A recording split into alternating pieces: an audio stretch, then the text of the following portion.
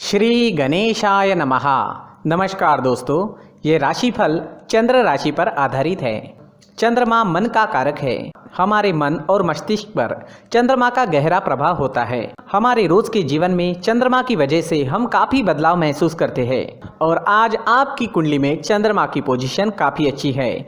जी हाँ, चंद्रमा इस दिन आपकी कुंडली में दूसरे भाव में रहेंगे, यानी धन भाव में रहेंगे।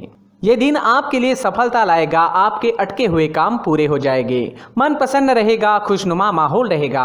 नौकरी में और बिजनेस में दोनों जगह आपको लाभ ही लाभ मिलने वाला है। जी हाँ, धन भाव में चंद्रमा होने से आपको धन की प्राप्ति हो सकती है। आपके बिजनेस में मुनाफा होगा। आपको हर तरह से लाभ होने की संभावना है। इस दिन पैसों का लेन देन करना आपके लिए फायदेमंद रहेगा। अगर कहीं निवेश करना है तो जरूर कीजिए। आज का निवेश आपको अच्छा फायदा दिला सकता है। ये दिन आपके परिवार वालों के साथ मजे में बीतेगा। जी हाँ, दूसरा घर कुटुंब का स्थान भी माना जाता है। आपके परिवार में इस दिन कोई छोटा मोटा फंक्शन भी हो सकता है।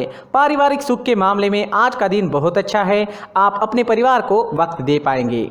अगर इस दिन आप थोड़ा वक्त निकाल सके अपने परिवार के लिए तो परिवार के साथ एंजॉय करें, बहुत अच्छा रहेगा। सेकंड हाउस आपके कुटुंब से, परिवार से और धन से जुड़ा हुआ है। ग्रहों की पोजीशन आपके ही फेवर में होने के कारण पारिवारिक व धन के मामले में काफी लाभ मिलने वाला है।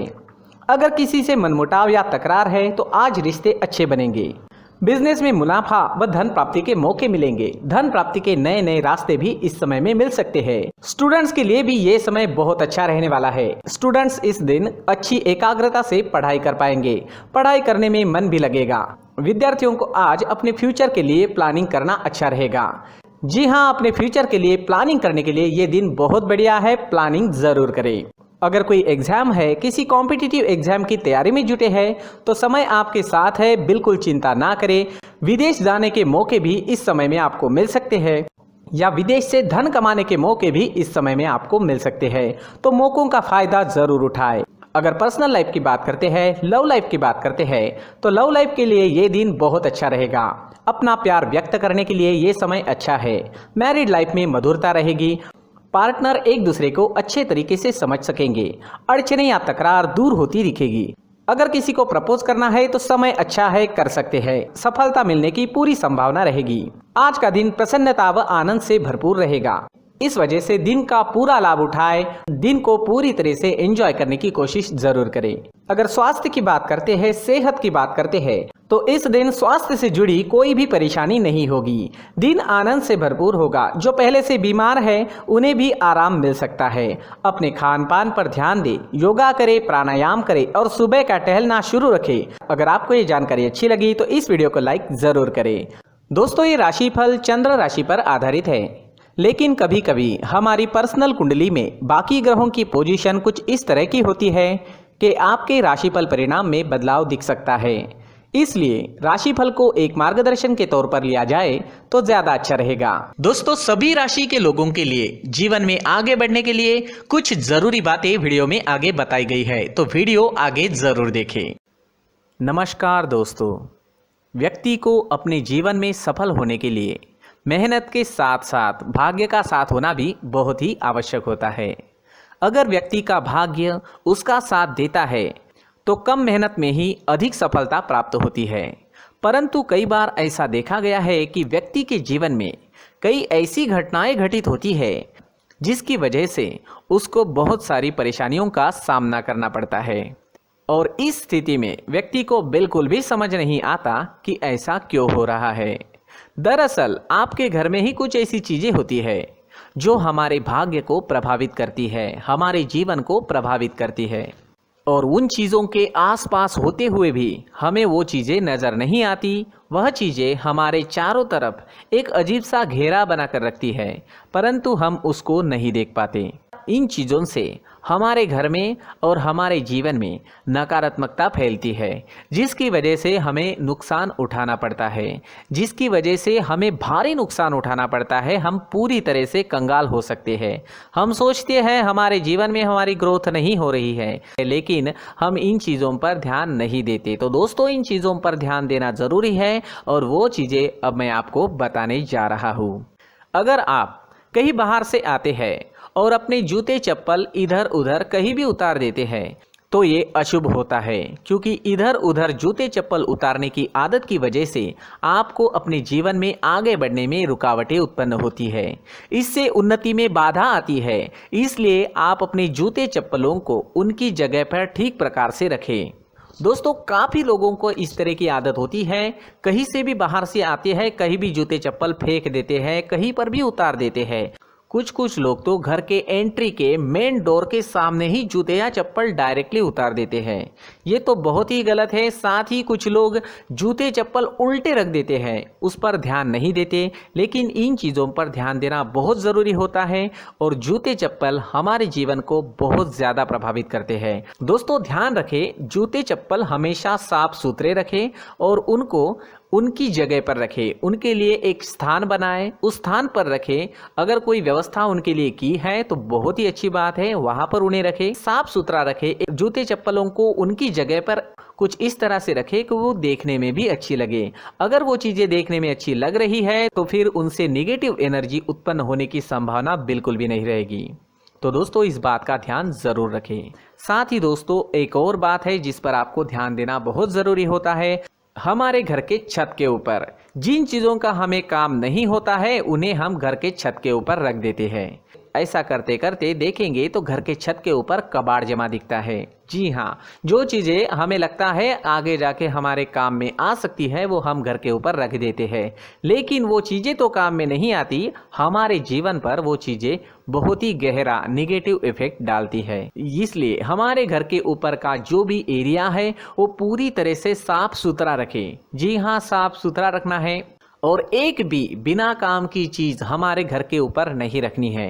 दोस्तों, नहीं तो हम जीवन में मेहनत करते ही रहेंगे और हम जितना पा सकते हैं उतना नहीं पा सकेंगे, क्योंकि ये चीज़ें हमें कहीं ना कहीं हमारे जीवन में पीछे रखेगी। इस वजह से घर के छत को पूरी तरह से साफ रखें, पूरी तरह से साफ सुथरा रखें, क्लीन रखें। साथ ही दोस्तों, हम हमेशा देखते हैं घर के ऊपर जाने के लिए जो सीढ़ियां हैं, उन सीढ़ियों के नीचे जो जगह होती है वहां पर सामान हमेशा रख दिया जाता है। वो जगह ही ऐसी है कि सामान को खींची लेती है। वहां पर आपको कुछ ना कुछ सामान मिलेगा ही। जिन लोगों को पता नहीं है उनके घर आपको सामान मिलेगा ही, लेकिन जिन्हें पता है वो लोग हमेशा सीढ़ियों के नीचे की जगह साफ सुथरी रखते हैं और एक भी चीज़ वहाँ पर आपको नहीं मिलेगी, क्योंकि अगर हम सीढ़ियों के नीचे सामान रखते हैं तो हमारी उन्नति होना बहुत ही मुश्किल है। जी हाँ, सीढ़ियों के नीचे कूड़ा कचरा कबाड़ अगर हम जमा करके रखते हैं, कोई भी सामान रख देते हैं, तो उस वजह से माँ लक्ष्मी हम पर प्रसन्न नहीं होती। माँ लक्ष्मी हमारे घर में आने की संभावना बहुत ज़्यादा कम हो जाती है। तो दोस्तों, इन चीज़ों पर ध्यान रखें। हमारे घर की जो सीढ़ियाँ होती है उनके नीचे की जगह हमेशा साफ सुथरी रखें, क्लीन रखें। साथ ही दोस्तों, अगर आपके घर में ऐसी कोई चीज़ मौजूद है जिसका आपको काम नहीं है, जैसे टूटे फूटे बर्तन, आईना, तस्वीरें, इलेक्ट्रॉनिक सामान, सोफा, कुर्सी, टेबल, पलंग, घड़ी, झाड़ू, गमला इत्यादि, तो आप इन सामानों को अपने घर से तुरंत ही बाहर निकाल दीजिए, वरना इससे आपको बहुत बड़ी परेशानी हो सकती है। आपको ये चीज़ें कंगाल बना सकती है। तो घर में ऐसी चीज़ों का मौजूद होना शुभ नहीं माना गया है। इससे धन की देवी माता लक्ष्मी जी का प्रवेश घर में नहीं होता है। इन चीज़ों से आपके घर में नकारात्मक ऊर्जा का संचार होता है और जिस वजह से व्यक्ति को मानसिक समस्याओं का सामना भी करना पड़ता है। व्यक्ति के मन में चिड़चिड़ाहट होती है और छोटी छोटी बातों पर गुस्सा आने लगता है। आप जो भी कार्य करते हैं उसमें आपका मन नहीं लग पाता है। इस व्यक्ति का जीवन घर में मौजूद इन चीज़ों की वजह से अंधकार में डूबने लगता है।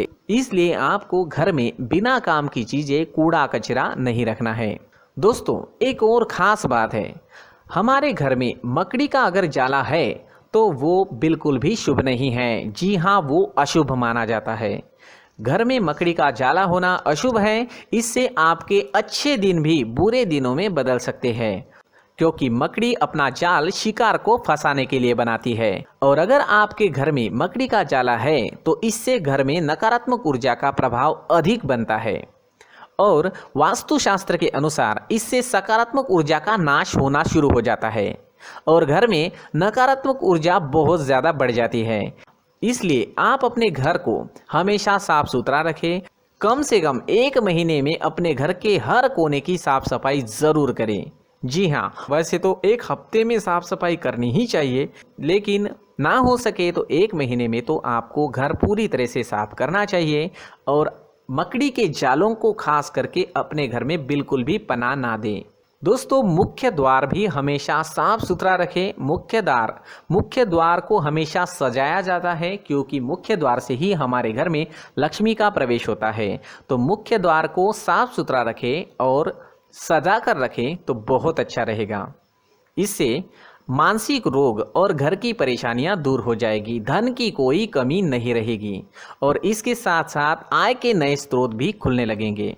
इसी के साथ और कुछ चीज़ें हैं, जैसे टूटी फूटी जो भगवान की मूर्तियां होती हैं वो हमारे घर में नहीं रखनी चाहिए।